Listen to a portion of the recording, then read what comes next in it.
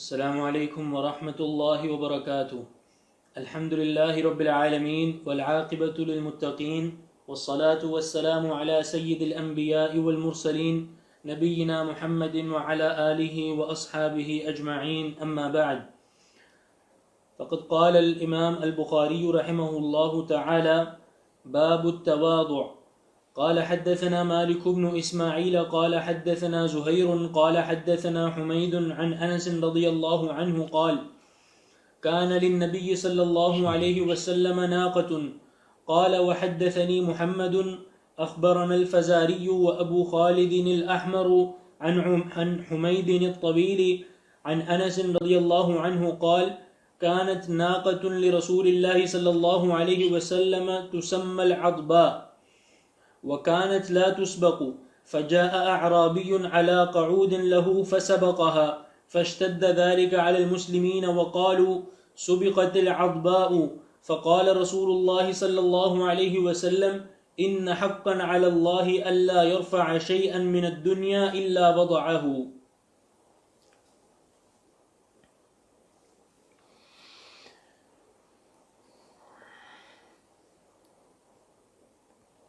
إن الحمد لله نحمده ونستعينه ونستغفره ونعوذ بالله من شرور أنفسنا ومن سيئات أعمالنا، من يهده الله فلا مضل له ومن يضلل فلا هادي له، وأشهد أن لا إله إلا الله وحده لا شريك له، وأشهد أن محمدا عبده ورسوله. يا أيها الذين آمنوا اتقوا الله حق تقاته ولا تموتن إلا وأنتم مسلمون. يا أيها الناس اتقوا ربكم الذي خلقكم من نفس واحدة وخلق منها زوجها وبث منهما رجالا كثيرا ونساء، واتقوا الله الذي تساءلون به والأرحام إن الله كان عليكم رقيبا. يا أيها الذين آمنوا اتقوا الله وقولوا قولا سديدا يصلح لكم أعمالكم ويغفر لكم ذنوبكم، ومن يطع الله ورسوله فقد فاز فوزا عظيما. اللهم صل على محمد وعلى آل محمد كما صليت على إبراهيم وعلى آل إبراهيم إنك حميد مجيد. اللهم بارك على محمد وعلى آل محمد كما باركت على إبراهيم وعلى آل إبراهيم إنك حميد مجيد. سبحانك لا علم لنا إلا ما علمتنا إنك أنت العليم الحكيم. رب اشرح لي صدري ويسر لي أمري واحلل عقدة من لساني يفقهوا قولي. اما بعد، باب التواضع. یہ کتاب الرقاق کا باب نمبر 38، تواضع کا بیان۔ تواضع تکبر کی ضد ہے۔ تکبر کا معنی اپنے آپ کو بڑا گرداننا اور کبر میں اور اپنی بڑائی میں مبتلا ہونا، اور تواضع کا معنی اپنے آپ کو چھوٹا سمجھنا، چھوٹا ظاہر کرنا، اور تواضع اختیار کرنا، جھکاؤ اختیار کرنا،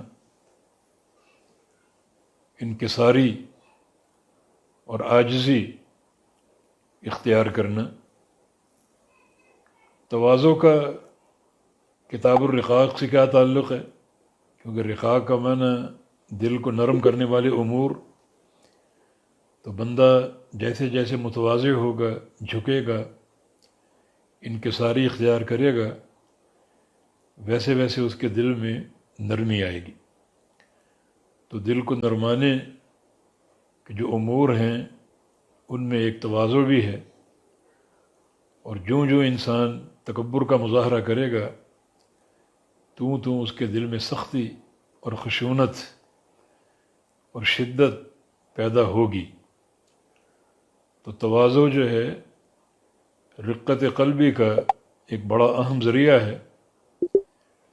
اس لیے امام بخاری رحمہ اللہ نے ایک مستقل باب تواضع کے تعلق سے قائم کیا کہ انسان تواضع اختیار کریں اور متواضع ہو کر رہیں۔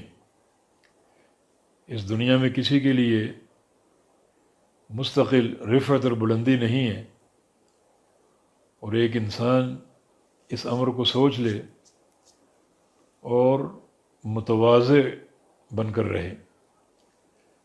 ایک انسان اگر کبر کا مظاہرہ کرے، ہو سکتا ہے وقتی طور پر اپنی بڑائی کے امور ثابت کرنے میں کامیاب ہو جائے، مگر وہ بڑائی اس کی مستقل نہیں ہے۔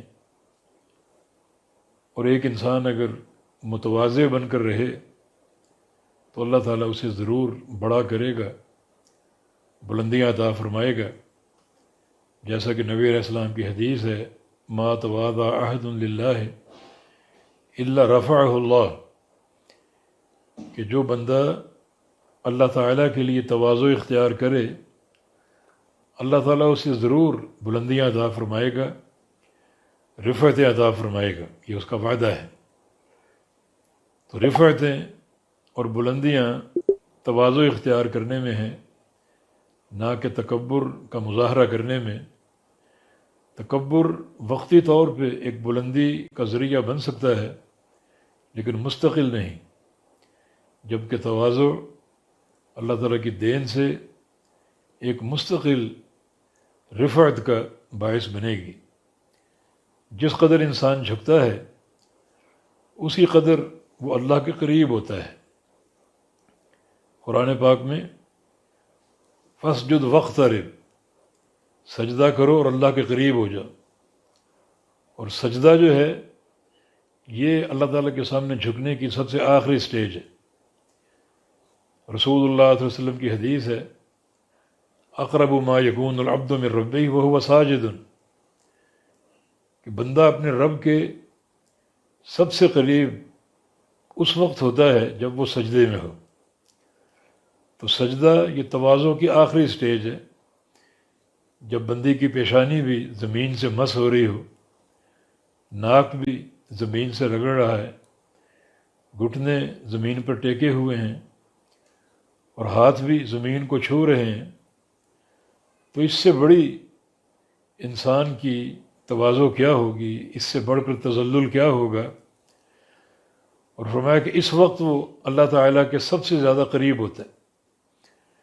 تو تواضع میں رفعت، اور اس کے برعکس تکبر میں ہو سکتا ہے ایک دنیا کی آن بان شان بن جائے، مگر وہ اللہ تعالیٰ کے ہاں صفر ہے۔ رسول اللہ صلی اللہ علیہ وسلم کی حدیث ہے، لا يدخل الجنة من كان في قلبه مثقال حبة خردل من الكبر، جس شخص کے دل میں ایک رائی کے دانے کے برابر تکبر ہوگا وہ جنت میں داخل ہو ہی نہیں سکتا۔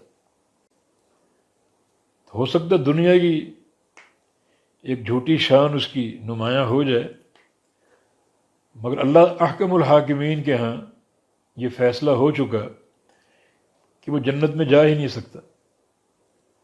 اور ایک حدیث میں یہ الفاظ میں نے پڑھے کہ لن یجد رائحۃ الجنہ وان رائحتها لتوجد من مسیرۃ 70 سنہ، کہ وہ تو جنت کی خوشبو نہیں پا سکے گا، حالانکہ جنت کی خوشبو 70 سال کی دوری سے بھی محسوس ہوگی۔ تو یہ کبر کا انجام ہے۔ صحابہ کچھ ڈر گئے کہ کبر یہ ایک بڑائی کی کیفیت تو ہر بندے کے اندر ہوتی۔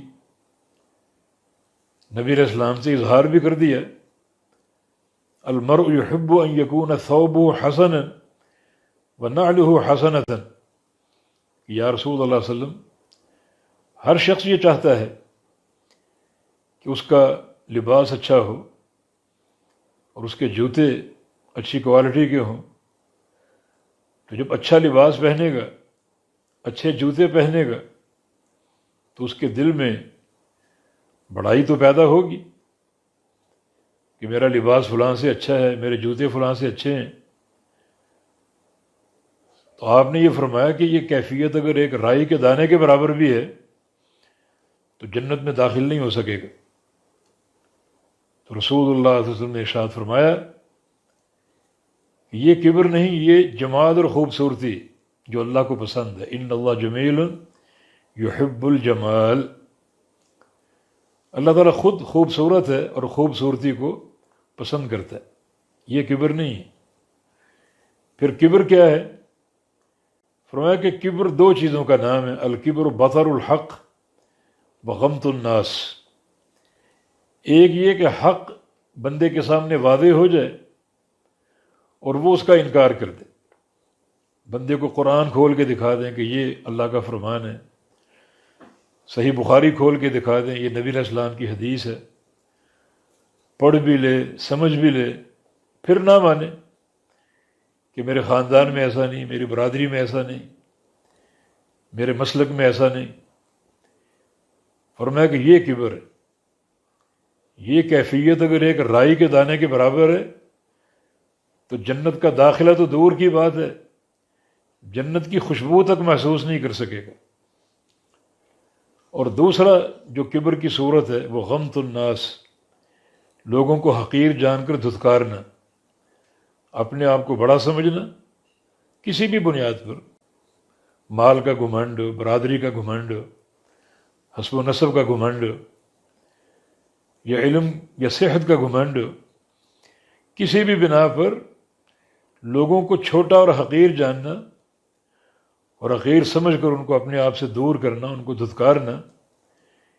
فرمایا کہ یہ کبر، یہ دو کیفیتیں کبر کی ہیں، اور جس انسان میں یہ ایک کیفیت بھی پائی گئی، چاہے وہ رائی کے دانے کے برابر کیوں نہ ہو، تو اس کو جنت کی خوشبو نہیں ملے گی۔ تو یہ کبر اور اس کے مقابلے میں تواضع۔ جس انسان میں کبر ہوگا اس کے دل میں سختی ہوگی، اور جس کے دل میں تواضع ہوگی اس کا دل نرم ہوگا، اور جو تواضع بڑھتی جائے گی تو یہ رقت قلبی، خشیت الہی، اس میں اضافہ ہوتا جائے گا۔ تو امام بخاری کا یہ باب رقت قلبی کے لیے اور دل کو نرم کرنے کے لیے بڑی اہمیت کا حامل ہے۔ اس کے تحت دو حدیثیں ذکر کی ہیں۔ پہلی حدیث جس کے راوی سیدنا انس بن مالک رضی اللہ عنہ خادم الرسول صلی اللہ علیہ وسلم ہیں، کہتے ہیں کہ کانت ناقۃ لرسول اللہ صلی اللہ علیہ وسلم تسمى العذباء، رسول اللہ صلی اللہ علیہ وسلم کی ایک اونٹنی تھی جس کا نام عذبا تھا، عذبا نامی اونٹنی نبی علیہ السلام کی، وکانت لا تسبق، اور وہ کبھی ہارتی نہیں تھی، کبھی کہ دوڑ لگتی، ریس لگتی، ہمیشہ وہ سب سے آگے ہوتی، کبھی وہ پیچھے نہ رہی، اور کوئی اونٹ یا اونٹنی اس پر سبقت نہ لے جا سکا۔ اس دوڑ سے کیا مراد ہے؟ آج کل بھی گھڑ دوڑ ہوتی ہے، جانوروں کی دوڑیں ہوتی ہیں، یہ ایسی دوڑ نہیں تھی۔ اس دور میں جو دوڑ ہوتی تھی جانوروں میں، تو وہ ایک جذبہ جہاد کے تحت، گھوڑوں کی دوڑ ہے یا اونٹوں کی دوڑ ہے، تاکہ ان کے اندر تیزی پیدا کی جائے، ان کی قوت کو آزمایا جائے۔ اس دور میں گھوڑوں وغیرہ کو کچھ دن بہت کھلایا جاتا تھا، اور پھر 2-3 ہفتے خوب کھلا کر پھر ان کو کئی دن دوڑایا جاتا تھا، تو پھر وہ جو خوراک ہوتی تھی ان کا جزو بدن بن کر ان کے لیے طاقت کا باعث ہوتی تھی، اور پھر جہاد میں وہ خوب لڑتے تھے اور خوب کام آتے تھے۔ تو یہ اس دور کی دوڑ تھی، وہ کوئی جوا نہیں تھا، کوئی انعامی ریسیں نہیں ہوتی تھیں، وہ تو شریعت میں جائز نہیں ہے۔ تو یہ نبی علیہ السلام کی اونٹنی جب بھی کبھی ایسی دوڑ ہوتی اونٹوں کے درمیان، تاکہ اونٹوں کی قوت کو آزمایا جا سکے اور اگر کمزوری ہے تو اس کو دور کیا جا سکے، تو اس مقصد کے لیے اونٹ یا گھوڑے دوڑتے تھے۔ چنانچہ فجاء اعرابی علی قعود لہ، ایک بار ایک اعرابی، ایک دیہاتی آیا اپنے ایک اونٹ پر، بڑا پلا ہوا اونٹ تھا، فسابقھا، جب دوڑ ہوئی تو وہ اونٹ سبقت لے گیا، وہ جیت گیا، اور ازوا اونٹنی پیچھے رہ گئی۔ فاشتد ذلک علی المسلمین، مسلمانوں پر یہ بات بڑی ناگوار گزری۔ وقالوا، اور لوگوں نے باتیں کی کہ سبقت الازبا، کہ آج ازبا ہار گئی، ازبا پیچھے رہ گئی، اور دوسرا اونٹ ازبا پہ سبقت لے گیا۔ یہ بات ذرا ناگوار گزری، یہ تو نبی علیہ السلام کی اونٹنی تھی، تو یہ کیسے پیچھے رہ گئی؟ اس کو جیتنا چاہیے تھا۔ فقال رسول اللہ صلی اللہ علیہ وسلم، تو رسول اللہ صلی اللہ علیہ وسلم نے ارشاد فرمایا کہ ان حقا علی اللہ، اللہ تعالیٰ کا یہ قاعدہ، یہ قانون ہے، اللہ یرفع شیء من الدنیا، یا اللہ یرفع شیئا من الدنیا، کہ دنیا میں کسی چیز کو اگر وہ بلندی دیتا ہے تو الا وضعہ، اس کو پستی بھی دکھاتا ہے، کیونکہ مطلقاً بلندی اور کبریائی اللہ کا حق ہے۔ یہ ممکن ہی نہیں کہ کسی مخلوق کو ہمیشہ مطلقاً بلندی حاصل ہو، رفعت پر وہ فائز رہے۔ مطلقاً رفعت اور بلندی اور کبریائی اللہ تعالیٰ کی شان ہے، تو اللہ رب العزت اگر دنیا کی کسی شے کو بلندی عطا فرماتا ہے تو وہ بلندی کچھ عرصہ قائم رہتی ہے، پھر ایک وقت آتا ہے کہ اللہ اس کو پستی بھی دکھاتا ہے، یہ بتانے کے لیے کہ کمال علو اور مطلق علو اللہ کا حق اور اللہ کی شان ہے۔ تو اس سے یہ ثابت ہوا کہ دنیا جو ہے یہ بڑی ایک حقیر سی شے ہے، اس میں اگر کوئی رفعت اور بلندی ہے، ترقی ہے، تو اس کو دوام حاصل نہیں ہے۔ ہمیشہ کی رفعت اور ہمیشہ کا جو ایک بلندی ہے، دوام، بلندی کا دوام، یہ آخرت کے لیے جنت میں ہوگا یہ۔ لیکن دنیا ایک بالکل بے حیثیت چیز ہے، اور اس میں اگر کسی چیز کو کوئی فضل حاصل ہے یا کوئی کمال حاصل ہے تو وہ کمال مطلق نہیں ہوتا، دائمی نہیں ہوتا، اس کمال کو نقص بھی لاحق ہوگا اور اس بلندی کو پستی بھی لاحق ہوگی۔ یہ خالق کائنات کا قانون ہے، یہ اللہ تعالیٰ کا فیصلہ ہے اور بالکل برحق ہے۔ تو پھر ایک انسان اگر قصد کرے اپنی بڑائی کا اور اپنی ایک دنیا کی بلندی کا، دنیاوی اعتبار سے، ایک تو اخروی بلندی ہے، اخروی درجات علا ہیں، آخرت کے اعمال صالحہ ہیں، ان میں وہ دوام اختیار کرے، لیکن دنیا کی کرسی، دنیا کا مال، دنیا کے عہدے، دنیا کی سیاسی بلندیاں، وہ چاہے کہ ہمیشہ میرے پاس رہیں، ہمیشہ میں ان کا طالب رہوں، تو یہ انسان کے لائق نہیں ہے۔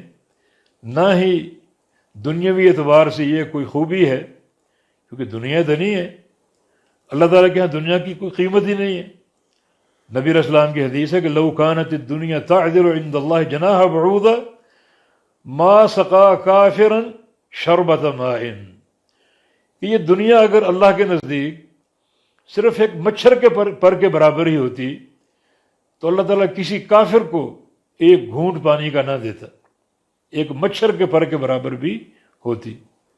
اتنی حیثیت بھی نہیں، اللہ تعالیٰ کافروں کو بھی دے رہا ہے، مشرکوں کو دے رہا ہے، بدعتیوں کو دے رہا ہے، نافرمانوں کو دے رہا ہے، کیونکہ دنیا کی حیثیت ہی کوئی نہیں۔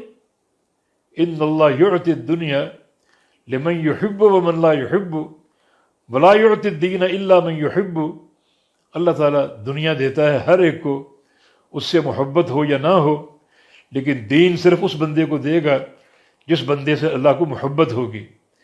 تو یہ محبت کا، یہ دین کا حصول، یہ محبت کی علامت ہے، اور دنیا کی کثرت، یہ دنیا کا مال و منال اللہ تعالیٰ کی محبت کی دلیل نہیں ہے۔ اللہ تعالیٰ کی محبت کی دلیل تقوی، دینداری، قوت عقیدہ، توحید کامل اور راسخ، یہ اگر کسی بندے کو عطا ہو جائے تو یہ خالق کائنات کی محبت کی علامت ہے۔ تو اللہ تعالیٰ کا یہ قانون اٹل ہے کہ جس چیز کو کوئی رفعت حاصل ہو یا اللہ اس کو بلندی دے تو پستی بھی دیتا ہے. یہ بات ثابت کرنے کے لیے کہ مطلقاً بلندی صرف اللہ کے شایان شان ہے، یہ کسی مخلوق کے شایان شان نہیں ہے. جی.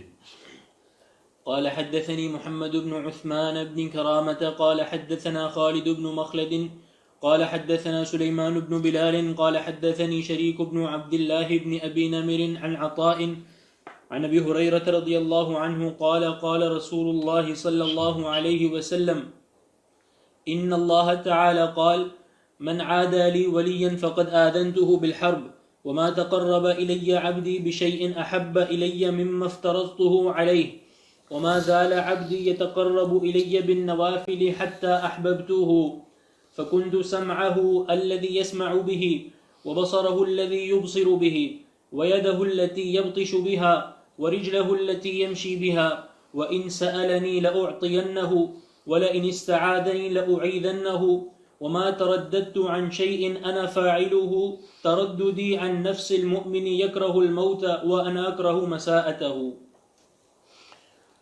احسنت، بارک اللہ فیک. یہ باب التواضع کی دوسری حدیث ہے جس کے راوی سیدنا ابو ہریرہ رضی اللہ تعالی عنہ ہیں. قال فرماتے ہیں کہ قال رسول اللہ صلی اللہ علیہ وسلم، رسول اللہ صلی اللہ علیہ وسلم نے ارشاد فرمایا، ان اللہ تبارک و تعالی یقول، اللہ تعالیٰ فرماتا ہے. معنی یہ حدیث قدسی ہے جس کو حدیث الہی بھی کہا جا سکتا ہے. اللہ تعالیٰ فرماتا ہے، من عادى لی ولیا فقد آذنتہ بالحرب. جو بندہ عداوت رکھے گا میرے کسی دوست سے، میرے کسی ولی سے، فقد آذنتہ بالحرب، اس سے میرا اعلان جنگ ہے. فقد آذنتہ، میں اس کو خبر دیتا ہوں، اطلاع دیتا ہوں، بالحرب، جنگ کی. اللہ فرما رہا ہے من عادى لی ولین، یہ ولین عادہ کا مفعول ہے اور لی ولین کی صفت ہے، صفت مقدم اور موصوف مؤخر ہے.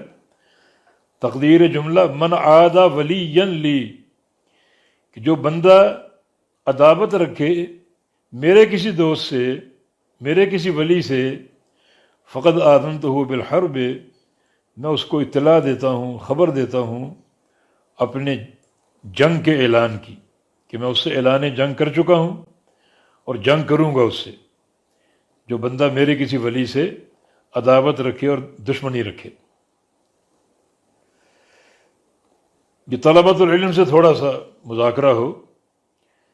یہ عادہ باب مفاعلہ سے ہے جس میں مشارکت کا معنی پایا جاتا ہے. تو عادہ لی ولین میں اگر مشارکت کا معنی ہو تو یہ تو شریعت کے مقاصد کے خلاف ہے. یعنی ولی اس سے عداوت رکھے اور وہ ولی سے عداوت رکھے، کیونکہ عداوت دو طرفہ ہوگی. مشارکت کا معنی تبھی پورا ہوگا کہ دو طرفہ جو ہے وہ عداوت ہوگی. ولی کی عداوت آپ سے ہو اور آپ کی عداوت ولی سے ہو. تو پہلا جواب تو یہ کہ یہ عادہ جو ہے اپنے یہ اصل معنی پر نہیں ہے، یہ مطلقاً عداوت رکھو، یعنی یک طرفہ عداوت، کہ جو بندہ کسی ولی سے عداوت رکھے. دوسرا یہ کہ اس میں مشارکت بھی ممکن ہے، اور وہ اس طرح کہ ایک بندہ مبتلا شرک ہے یا مبتلا بدعت ہے، یقیناً جو اللہ کا ولی ہوگا وہ اس سے ناپسندی کرے گا، اس کو پسند کہاں ہوگا، تو اس کے دل میں بھی اس سے نفرت ہوگی، اس سے عداوت ہوگی، اس کے شرک کی بنا پر اور اس کے بدعت میں جو ہے وہ ملوث ہونے کی بنا پر. تو پھر یہ فعل اپنے اصل معنی پر قائم ہے. تو بہرکیف جو اللہ تعالیٰ کے کسی ولی سے عداوت رکھے گا اس سے اللہ تعالیٰ کا اعلان جنگ ہے. اللہ تعالیٰ کا ولی کون ہے؟ کہ خود قرآن نے کہہ دیا، الا ان اولیاء اللہ لا خوف علیہم ولا هم یحزنون الذین آمنوا وکانوا یتقون، کہ جو اللہ کے اولیاء ہیں ان پر نہ کوئی خوف ہے نہ کوئی حزن ہے. اور یہ کون لوگ ہیں؟ جو ایمان لائیں اللہ تعالیٰ پر، اس کے رسول پر صحیح معنی میں، اور وہ متقی ہوں، پرہیزگار ہوں. تو یہ ایک ولی کی تعریف ہے، یعنی ولی صاحب عقیدہ ہوتا ہے، مشرک نہیں ہوتا، بدعتی نہیں ہوتا، بلکہ سنت کا پابند ہوتا ہے، اور اس کا دل تقویٰ کے نور سے منور ہوتا ہے، وہ اللہ کا ولی ہے۔ تو ولایت کے ضابطے ہم نہیں بنائیں گے، اللہ نے بنا دی ہے کہ اللہ کا ولی کون ہے؟ جو مومن ہو اور متقی ہو۔ مومن کا معنی ایمان لانے والا، اللہ تعالیٰ پر، اس کی توحید پر، اس کی اسماء و صفات پر، اس کی ربوبیت پر، اس کی الوہیت پر، اور ایمان لانے والا اللہ کے رسول پر، آپ کی عظمت پر، آپ کی محبت اس کے دل میں ہو، اور آپ کی سنت کی اتباع کا جذبہ ہو، تو یہ اللہ کا ولی ہے۔ تو جو اللہ کے ولی سے عداوت رکھے گا، اللہ تعالیٰ کا اس سے اعلان جنگ ہے، فقط آذنتہ بالحرب، میرا اس سے اعلان جنگ ہے۔ اور یہیں مناسبت بھی موجود ہے باب سے، باب تواضع کا ہے، تو تواضع کا معنی یہی ہے کہ آپ کے دل میں نرمی ہو، انکساری ہو، تاکہ وہ نرمی اور انکساری اللہ تعالیٰ کے بندوں سے محبت کا باعث بنے، اور آپ کے دل میں سختی ہوگی، وہ سختی عداوت کا باعث بنے گی، اور اگر تواضع ہوگی، جھکاؤ ہوگا، تو آپ اللہ کے بندوں سے، اللہ کے اولیاء سے محبت کریں گے۔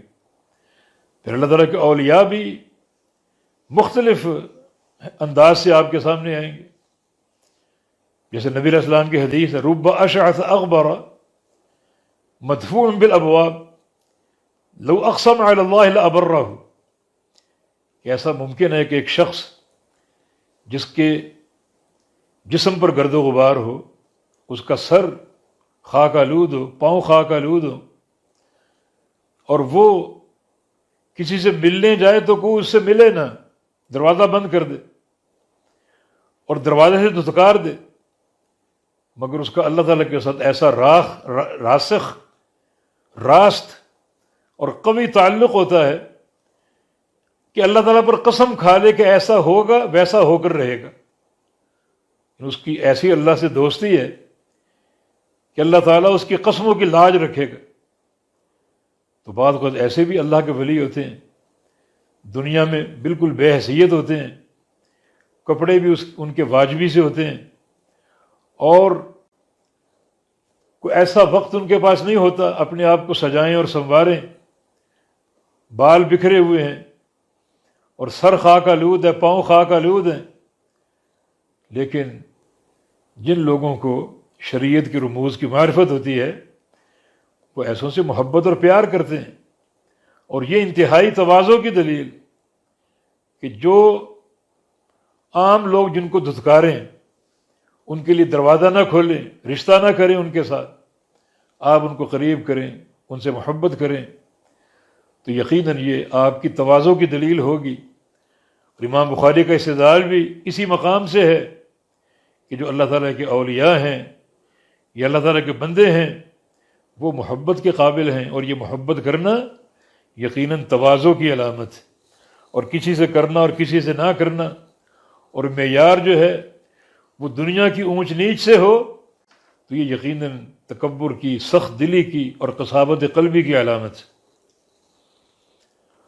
آگے فرمایا کہ وَمَا تَقَرَّبَ إِلَيَّ عَبْدٌ بِشَيْءٍ أَحَبَّ إِلَيَّ مِمَّا افْتَرَضْتُ عَلَيْهِ، اور بندہ میرے قریب آتا ہے، میرا قرب اختیار کرتا ہے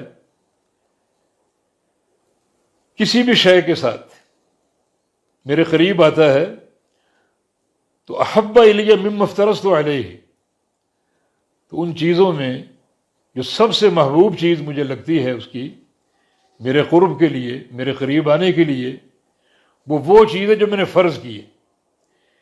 یعنی بندے کے اعمال بہت سے ہیں، فرائض اپناتا ہے، نوافل اپناتا ہے، مستحبات اپناتا ہے۔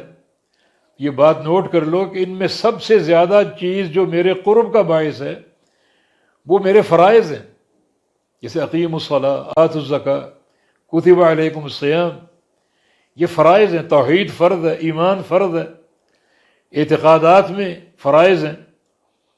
تو ان فرائض کے ذریعے جو بندہ میرا قرب اختیار کرتا ہے تو یہ سب سے بڑا ایک مظہر ہے میرے قریب آنے کا، اور سب سے جو مقدم چیز ہے میرے قرب کے لیے وہ میرے فرائض ہیں۔ تو فرائض سے زیادہ مجھے کوئی چیز محبوب نہیں ہے۔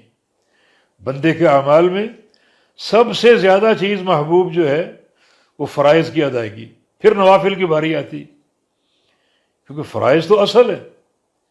سمجھے کہ فرض کی مثال ایک جڑ کسی ہے، جڑ ہوگی تو درخت اوپر چڑھے گا نا، تو درخت کی شاخیں، درخت کے پتے، درخت کا پھل، اس کا نمبر بعد میں آئے گا، پہلے اس کی بنیاد اور اس کی اساس ہے۔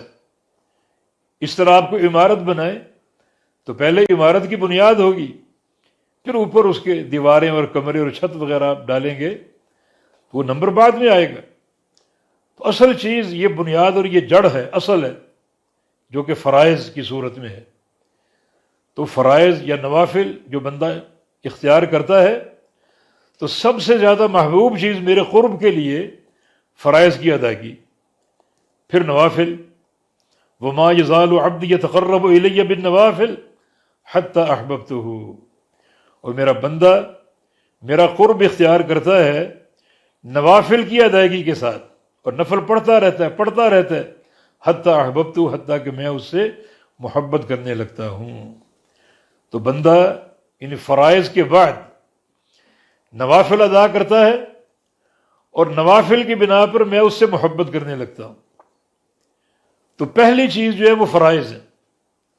ایک حدیث میں، حدیث قدسی ہے وہ بھی، اللہ تعالیٰ بندے سے کہتے ہیں ابن آدم انک لن تدرک ما عندی الا باداء ما افترضت علیک، آدم کے بیٹے جو کچھ میرے پاس ہے، میرا فضل، میرے انعام، میری نعمتیں، جنت، میری رضا، تو یہ نہیں پا سکتا، حاصل نہیں کر سکتا مگر فرائض کی ادائیگی کے ساتھ۔ جو میں نے فرض کی چیزیں، نماز، روزہ، حج، زکوٰۃ وغیرہ، جب تک ان فرائض کو ادا نہیں کرے گا اس وقت تک تو میرے انعامات اور میرے فضل کا مستحق نہیں ہو سکتا۔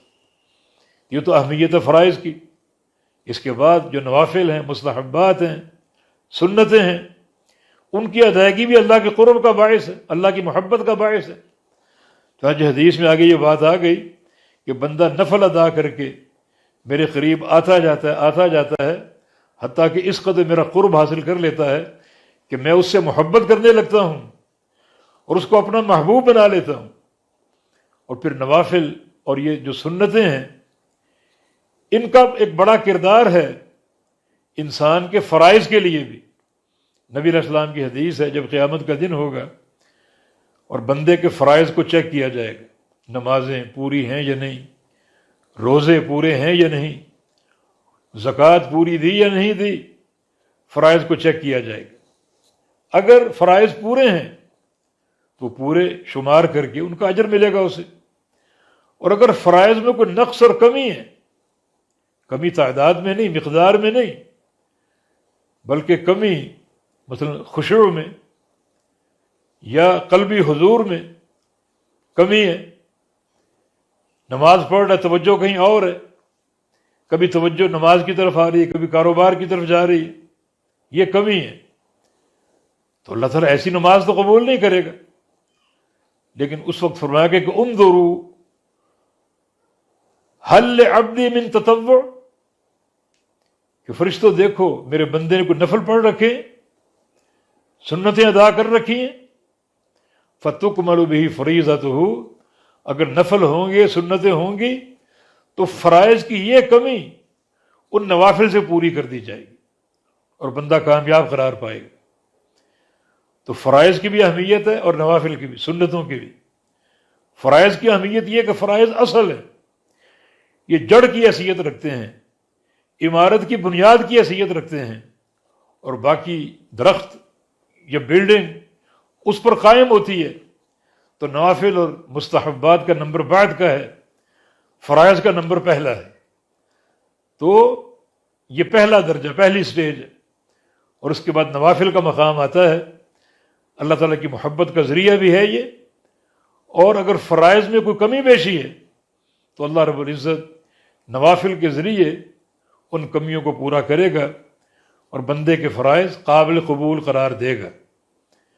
قرآن حکیم نے اس تعلق سے لوگوں کی 3 اقسام کا ذکر کیا ہے۔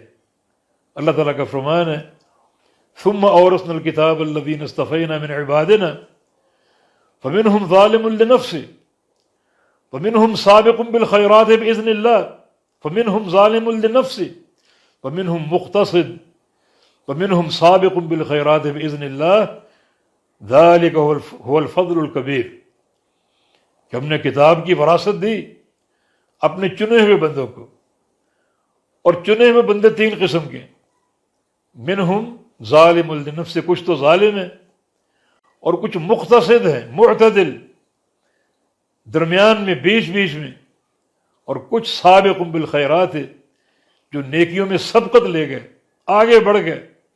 یہ 3 قسم کے لوگ ہیں۔ سابقین ہیں جو اعمال صالحہ میں خوب سبقت لے گئے، اور مقتصدین ہیں ان کو بھی قرب حاصل ہے مگر وہ متوسط درجے کے ہیں، اور کچھ ظالم ہیں۔ تو سابق بالخیرات وہ ہیں جو فرائض بھی ادا کرتے ہیں اور نوافل بھی ادا کرتے ہیں، سنتیں بھی پڑھتے ہیں، اور جو مستحبات ہیں ان پر بھی پوری توجہ دیتے ہیں۔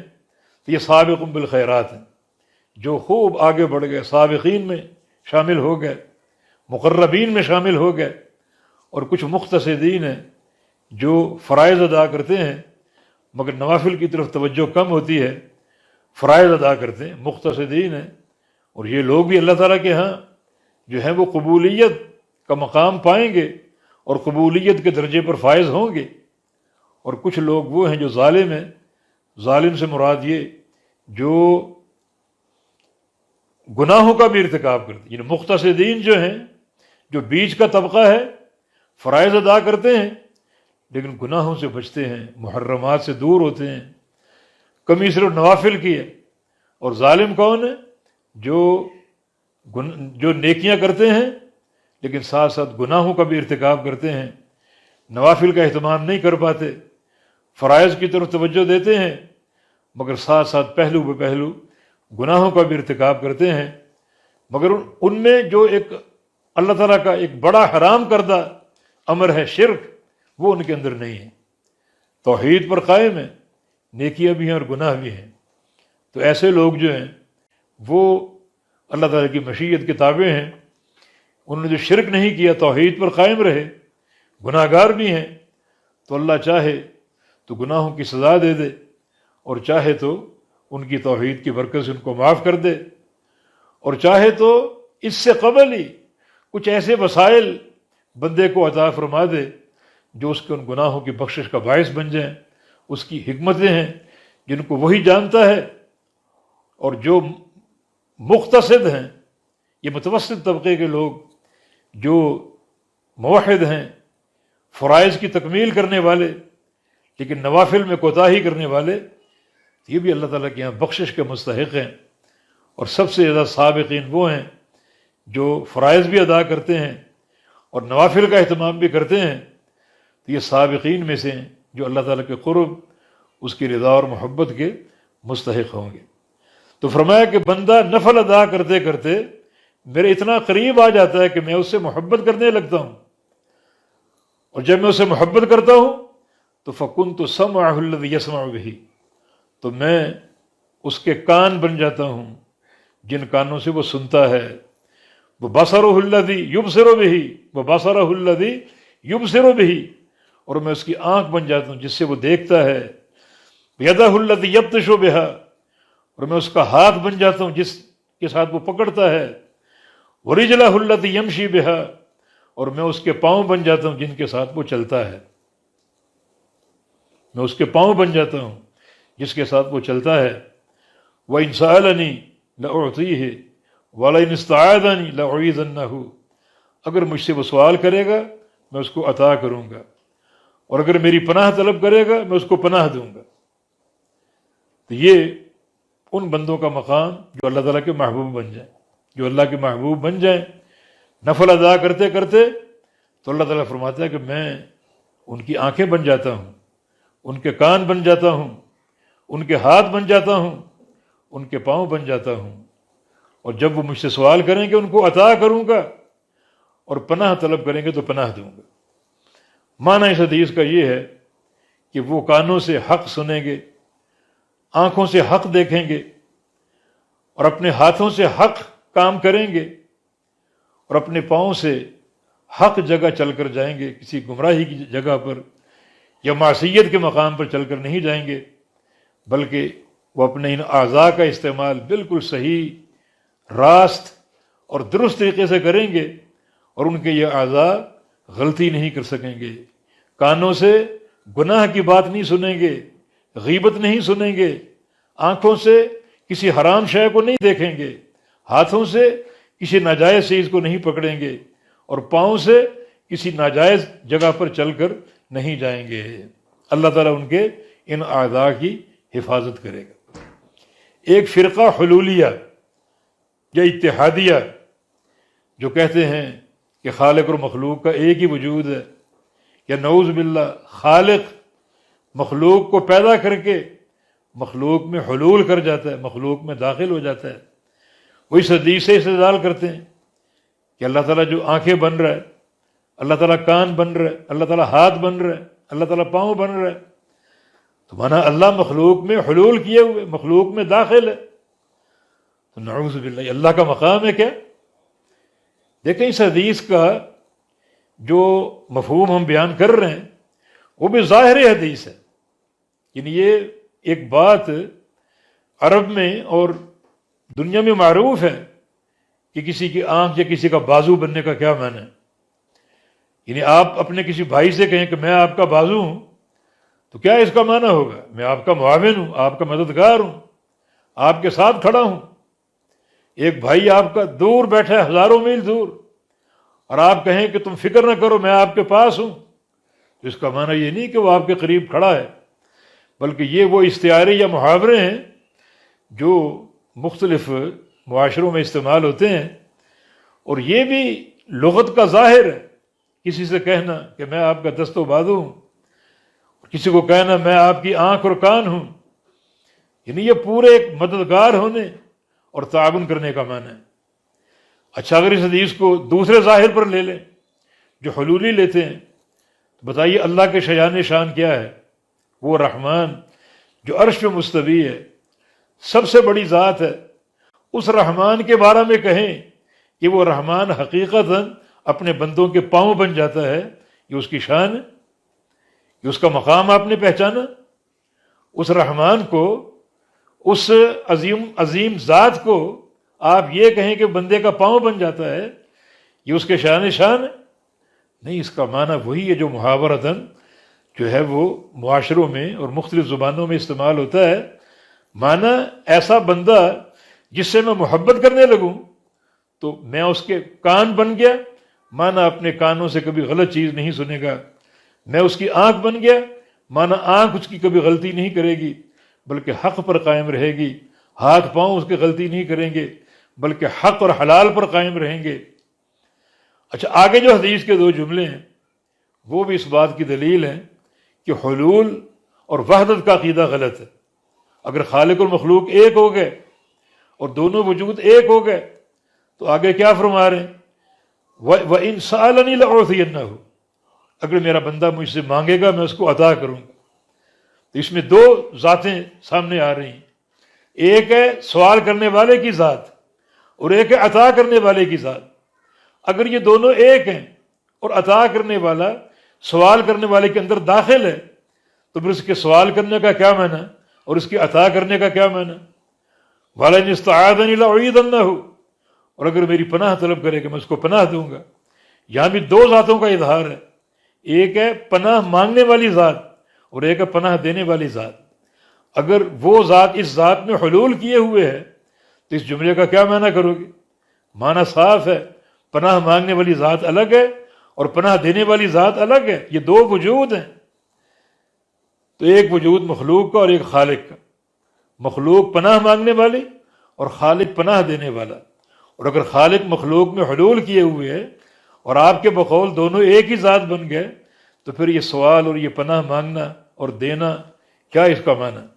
اس بات کی دلیل ہے کہ ذات مخلوق الگ ہے اور ذات خالق الگ ہے، اور خالق کے بارے میں عقیدہ رکھنا کہ وہ مخلوق میں حلول کیے ہوئے ہے، یہ ایسا باطل صوفیوں کا عقیدہ ہے جو پرلے درجے کی گمراہی ہے۔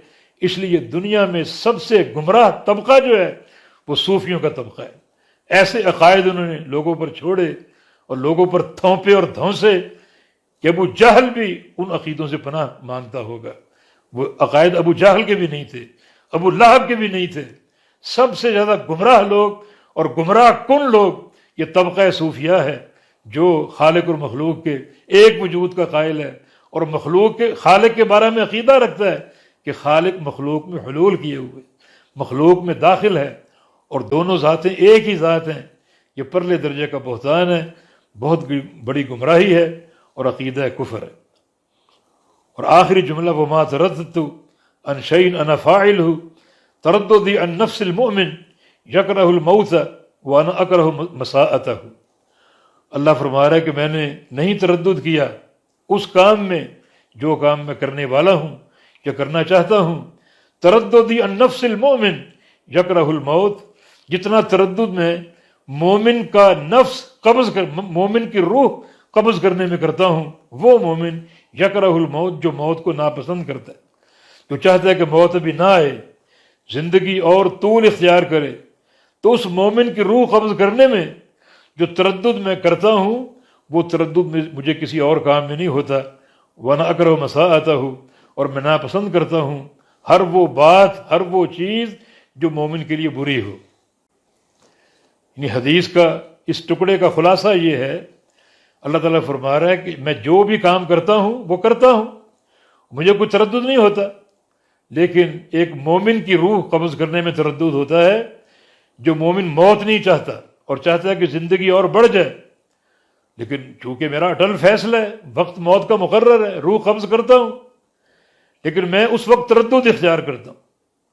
تردد اگر مخلوق کی طرف منسوب ہو تو اس کا معنی ہوتا ہے دو مختلف چیزوں کو اختیار کرنے میں تردد ہونا، کہ یہ کروں یا وہ کروں، یہ تردد ہے۔ لیکن اللہ تعالیٰ کی طرف اگر تردد منسوب ہوگا تو اس کا معنی وہی ہوگا جو اللہ تعالیٰ کے شایان شان ہوگا۔ لیکن یہاں ایک مومن کا اکرام مقصود ہے۔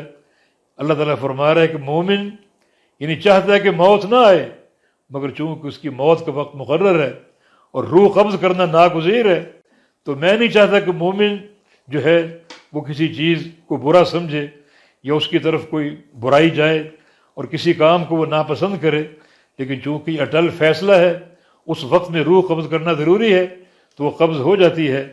تو خلاصہ یہی ہے کہ یہ تردد کا لفظ یا صفت اللہ تعالیٰ کی طرف منسوب ہے اس معنی کے ساتھ جو اللہ کے شایان شان ہے۔ اللہ تعالیٰ یہ بہتر جانتا ہے کہ اس کے ہاں اس کی صفت میں تردد کا جو ہے وہ مفہوم کیا ہے، لیکن جو ظاہری مفہوم ہے یہی ہے کہ دو مختلف کاموں میں جو ہے وہ تردد اختیار کرنا کہ یہ کام کروں یا وہ کام کروں، لیکن چونکہ موت کا وقت مقرر ہے اس لیے یہ تردد کا معنی یہاں پر یہ نہیں ہوگا کہ اس کو ماروں یا نہ ماروں، مارنا ہے، لیکن چونکہ مومن اس وقت مرنا ناپسند کرتا ہے اور مجھے مومن کی جو ناپسندیدگی ہے وہ محبوب نہیں ہے، لیکن فیصلہ جو ہے وہ بہرحال موجود ہے اور وہ کرنا ہی کرنا ہے۔ واللہ اعلم۔ پڑھو۔ قال رحمه الله تعالى باب قول النبي صلى الله عليه وسلم بعثت أنا والساعة كهاتين وما أمر الساعة إلا كلمح البصر الآية. قال حدثنا سعيد بن أبي مريم قال حدثنا أبو غسان قال حدثنا أبو حازم عن سهل رضي الله عنه قال قال رسول الله صلى الله عليه وسلم بعثت أنا والساعة كهاتين ويشير بإصبعيه فيمدهما. قال حدثني عبد الله بن محمد قال حدثنا وهب بن جرير قال حدثنا شعبة عن قتادة وأبي التياح عن أنس رضي الله عنه عن النبي صلى الله عليه وسلم أنه قال بعثت أنا والساعة كهاتين. قال حدثني يحيى بن يوسف قال أخبرنا أبو بكر عن أبي حصين عن أبي صالح عن أبي هريرة رضي الله عنه عن النبي صلى الله عليه وسلم قال بعثت أنا والساعة كهاتين يعني إصبعين تابعه إسرائيل عن أبي حصين. یہ باب نمبر 29، باب قول النبی صلی اللہ علیہ وسلم بعثت انا والساعۃ کہاتین۔ یہ باب نبی علیہ السلام کی ایک حدیث پر قائم ہے، اور وہ حدیث آگے آ رہی ہے۔ ترجمہ قول نبی صلی اللہ علیہ وسلم، نبی صلی اللہ علیہ وسلم کا قول فرمان، بعثت انا والساعۃ کہاتین، مجھے بھیجا گیا ہے قیامت کے ساتھ، کہاتین اس طرح، آپ دو انگلیوں کا اشارہ فرماتے، جس طرح یہ دو انگلیاں ملی ہوئیں ایک دوسرے کے قریب ہیں، اس طرح مجھے قیامت کے ساتھ بھیجا گیا ہے۔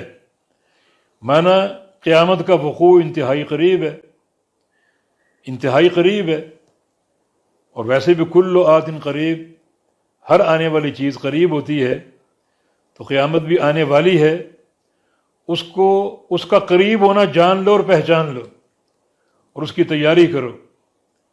تو یہ ایک قسم کی استعداد الآخرت، اور اس استعداد کے لیے کوشش، جد و جہد، تاکہ بندہ اس وقت سے قبل تیاری کر کے کامیابی حاصل کرنے کے لیے پوری طرح وہ موجود ہو اور پوری طرح تیار ہو، اس تیاری کو اختیار کر کے۔ تو یہ خبر اس لیے دی گئی کہ قیامت کا وقوع قریب ہے۔ تو دیکھیں، قیامت صغریٰ بھی ہو سکتی ہے، قیامت کبریٰ بھی۔ قیامت صغریٰ ہر بندے کی موت۔ ایک دفعہ ایک مجلس میں ایک سائل نے نبی علیہ السلام سے سوال کیا کہ قیامت کب آئے گی؟ تو رسول اللہ صلی اللہ علیہ وسلم نے ارشاد فرمایا، ایک بچہ اس میں بیٹھا ہوا تھا، کہ یہ بچہ جب بوڑھا ہو کر مرے گا تو اس سے قبل قیامت آ جائے گی۔ یعنی یہ بچہ، یہ جوان ہوگا، پھر بوڑھا ہوگا، پھر اس پر موت آئے گی، تو اس وقت تک قیامت آ جائے گی۔ تو اس سے آپ کا مقصود یہ تھا کہ اس وقت جو آج لوگ موجود ہیں، جب یہ بچہ بوڑھا ہو کر مرے گا تو ان موجود لوگوں میں کوئی باقی نہیں بچے گا، سب فوت ہو چکے ہوں گے، اور ان سب پر گویا قیامت قائم ہو چکی ہوگی۔ من مات فقط قامت قیامتہ، جو بندہ مر جاتا ہے اس کی قیامت قائم ہو جاتی ہے۔ تو اس لحاظ سے قیامت کا وقوع قریب ہے، یعنی قیامت صغریٰ انتہائی قریب ہے، جو کسی وقت بھی آ سکتی ہے۔ انا انذرناکم عذابا قریبا، ہم تمہیں ایسے عذاب سے ڈرا رہے جو قریبی ہے۔ اور پچھلی ان ابواب میں حدیث گزر چکی، فرمایا کہ جنت تم سے تمہارے جوتے کے تسمے سے زیادہ قریب، اور جہنم بھی اتنے ہی فاصلے پر ہے۔ الجنت اقرب الی احدکم من شراک نعلہ والنار مثل ذلک، کہ جنت بھی 1.5-2 فٹ کے فاصلے پر ہے، اور جہنم بھی 1.5-2 فٹ کے فاصلے پر ہے، جس کا ایک معنی یہی ہے کہ جیسے ہی موت آ گئی، یا جنت یا جہنم، تو موت کسی وقت بھی آ سکتی ہے۔ تو قیامت کا وقوع قریب ہے، مگر یہاں مراد قیامت کبریٰ، نبی علیہ السلام کی بعثت اس قیامت کبریٰ سے قبل ہے، جس کا معنی یہ کہ آپ کے بعد کوئی اور نبی نہیں آئے گا، قیامت آئے گی۔ تو آپ کی بعثت اور قیامت کے وقوع میں بیچ میں کوئی نبی نہیں ہوگا، آپ آخری نبی ہیں، بلکہ قیامت ہی آئے گی، اور ہر آنے والی چیز قریب ہوتی ہے۔ اور نبی علیہ السلام نے 2 انگلیوں سے اشارہ کر کے یہ بات سمجھائی کہ مجھے جو بھیجا گیا ہے تو میری بعثت اور قیامت کا قائم ہونا اس طرح ہے۔ اس طرح آپ نے 2 انگلیوں کا اشارہ کر کے سمجھایا۔ پھر قرآن کی ایک آیت پیش کی امام بخاری رحمہ اللہ نے، وما امر الساعۃ الا کلمح البصر، کہ قیامت کا معاملہ پلک جھپکنے کی مانند ہے، پلک جھپکنے کی مانند ہے۔ معنی قیامت کا جب وقوع ہوگا، جب سور پھونکا جائے گا اور ساری دنیا اٹھ کھڑی ہوگی، تو پلک جھپکنے میں میدان محشر قائم ہو جائے گا۔ یہ نہیں کہ وہاں تیاری ہوگی اور کوئی آج جا رہا ہے، کوئی کل جا رہا ہے، کوئی گھنٹے بعد جا رہا ہے، نہیں، جو فرشتہ سور پھونکے گا اور لوگ اٹھ جائیں گے، قبریں پھٹ جائیں گی، اور فرشتہ سب سے اوپر ہوگا عرض محشر کی طرف جانے کے لیے، اور اس کے پیچھے باقی ملائکہ اور انسان ہوں گے، اور پلک جھپکنے کے اندر ہی اپنے آپ کو ساری دنیا میدان محشر میں پائے گی۔ تو یہ معاملہ بڑا گمبھیر اور سنگین ہے کہ انتہائی جلدی پلک جھپکنے کی مانند آپ میدان محشر میں جمع ہوں گے، اور حساب و کتاب کا معاملہ جو ہے وہ جب اللہ تعالیٰ چاہے گا شروع ہو جائے گا، لیکن قیامت کا حشر جو ہے وہ پلک جھپکنے کی مانند ہے۔ تو قیامت کو الساعہ کہا گیا، جس کا معنی گھڑی، معنی یہ جو زمانہ ہے اس زمانے میں قیامت بھی داخل ہے، اور قیامت کی گھڑی اسی زمانے میں داخل ہے، یعنی یہ زمانہ آگے چل کر جو اخروی دور ہے اس میں داخل ہو جائے گا۔ تو زمانے کی 3 قسمیں ہو گئیں، ایک یہ جو دنیاوی حیات ہے، پھر برزخی جو قبر کی حیات ہے، اور پھر اخروی حیات ہے، اور یہ سارے ایک زمانے کے حصے ہیں، دنیاوی حصہ، برزخی حصہ اور اخروی حصہ، اس لیے قیامت کو الساعہ کہا گیا، جس کا معنی گھڑی۔ تو یہ گھڑی بھی زمانے میں داخل اور شامل ہے، اور قیامت کی گھڑی کا معاملہ پلک جھپکنے کی مانند ہے۔ آگے جو 3 حدیثیں وہ ایک ہی متن کے ساتھ ہیں، ایک ہی لفظ کے ساتھ ہیں، اور پہلا متن ہے یہ سہل بن سعد کی روایت سے ہے، دوسرا انس بن مالک کی روایت سے، اور تیسرا ابو ہریرہ رضی اللہ عنہم کی روایت سے۔ اور یہ بھی حدیث کی صحت اور صداقت کی دلیل ہے، کیونکہ 3 مختلف صحابہ بالکل ایک ہی لفظ کے ساتھ، ایک ہی متن کے ساتھ حدیث کو روایت کر رہے ہیں۔ اور متن کیا ہے؟ بعثت انا بالساعۃ ہکذا کہاتین، کہ میں بھیجا گیا ہوں اور قیامت کو اس طرح، یعنی بالکل 2 انگلیوں کے معنی۔ چنانچہ تیسری حدیث میں اصبعین کے لفظ کی آگے تفسیر موجود ہے راوی کی طرف سے، کہاتین کا معنی اصبعین، کہ ان 2 انگلیوں کے معنی، جیسے یہ 2 انگلیاں آپس میں قریب اور ملی ہوئی ہیں، تو اس طرح قیامت کا وقوع بھی قریب ہے اور ساتھ ملا ہوا ہے۔ ملا ہونے کا معنی یہ ہے کہ میں آخری نبی ہوں، میرے بعد کوئی اور نبی نہیں آئے گا جو اس قیامت سے ڈرائے آپ کو، میرے بعد قیامت ہی آئے گی، تو میں قیامت سے ڈرانے کے لیے تمہارے بیچ میں موجود ہوں، اور میرے بعد قیامت آئے گی۔ تو یہ حدیث قیامت کے وقوع کے قرب کی طرف اشارہ کر رہی ہے، اور جس کی نشانیاں تقریباً جو ہیں وہ ظاہر ہو رہی ہیں، ہو چکی ہیں، علامات بعیدہ، پھر علامات متوسطہ، علامات قریبہ۔ چنانچہ علم کا اٹھ جانا، منڈیوں کا قریب آ جانا، وقت کی برکت کا ختم ہو جانا، اور عورتوں کا یعنی مردوں پر حاکم بن جانا، اور گناہوں کا گھر گھر میں داخل ہونا، فتنہ، قتل و غارت گری کا فتنہ، اور یہ فسادات جو اللہ کے نبی نے علامتیں بیان کی ظاہر ہو چکی۔ ایک اندھے فتنے کا آپ نے ذکر کیا کہ قاتل کو پتہ نہیں چلے گا وہ کس کو قتل کر رہا ہے، اور مقتول کو پتہ نہیں ہوگا کہ مجھے کیوں قتل کیا گیا، اور یہ ایک کیفیت بھی اپنی نگاہوں سے ہم دیکھ رہے ہیں۔ اور نبی علیہ السلام کا فرمان ہے جب قتل و غارت گری کی یہ شکل ہو تو دجال آج بھی آ سکتا ہے اور کل بھی آ سکتا ہے۔ اور پھر یہ بڑی علامتیں دجال کا، یاجوج ماجوج کا، عیسیٰ علیہ السلام کے نزول کا، زلزلوں کا، اور خسف وغیرہ کا، اور پھر دابت الارض کا، اور سورج کا مغرب سے طلوع ہونے کا، وغیرہ وغیرہ، یہ علامتیں بالکل قیامت کے قریب داخل ہوں گی، اور یہ 10 علامتیں پے در پے داخل ہوں گی، اور پھر قیامت قائم ہوگی اللہ تعالیٰ کے امر سے۔ پہلا سور پھونکا جائے گا، دنیا بے ہوش ہو جائے گی، دوسرا سور پھونکا جائے گا، اور سارے لوگ ہوش میں آئیں گے، اٹھیں گے، قبریں پھٹیں گی، اور لوگ قبروں سے نکلیں گے۔ اسرافیل علیہ السلام جنہوں نے سور پھونکا ہوگا وہ اوپر کو اٹھیں گے اور بڑھیں گے، اور پوری دنیا ان کے پیچھے پیچھے چلے گی، نہ کہیں مڑ کے دیکھے گی اور نہ کہیں مڑ سکے گی، اور پلک جھپکنے میں سیدھی میدان محشر میں جمع ہو جائے گی۔ اور پھر اللہ تعالیٰ کا امر ہوگا، جب اللہ تعالیٰ آئے گا حساب و کتاب کے لیے، حساب و کتاب قائم ہوگا، اور ان اللہ تعالیٰ کے فیصلوں کے مطابق بندوں کا انجام متحقق ہوگا۔ فریق فی الجنہ و فریق فی السعیر، ایک جماعت جنت میں جائے گی اور ایک جہنم میں جائے گی۔ یہ سارے اللہ تعالیٰ کے فیصلے ہیں۔ تو یہ تینوں حدیث ایک ہی متن کی یہاں مکمل ہوئی۔ تو جو بھی اخروی معاملے ہیں اللہ رب العزت ہمیں آخرت کی تیاری کرنے کی توفیق عطا فرما دے۔ نبی علیہ السلام کے بعد ایک سائل آیا، پوچھا کہ متی الساعۃ یا رسول اللہ، قیامت کب آئے گی؟ تو رسول اللہ صلی اللہ علیہ وسلم سے پوچھا تو ما اعددت لہا، تم یہ بتاؤ کہ تم نے قیامت کی تیاری کیا کی۔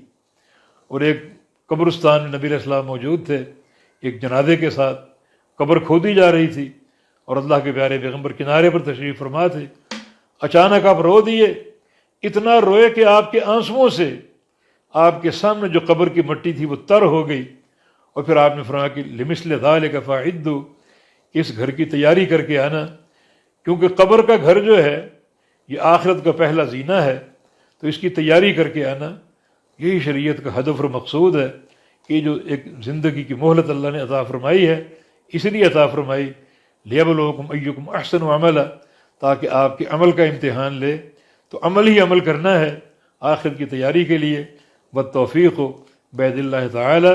اقول قولی ھذا واستغفر اللہ لی ولکم، وآخر دعوانا ان الحمد للہ رب العالمین.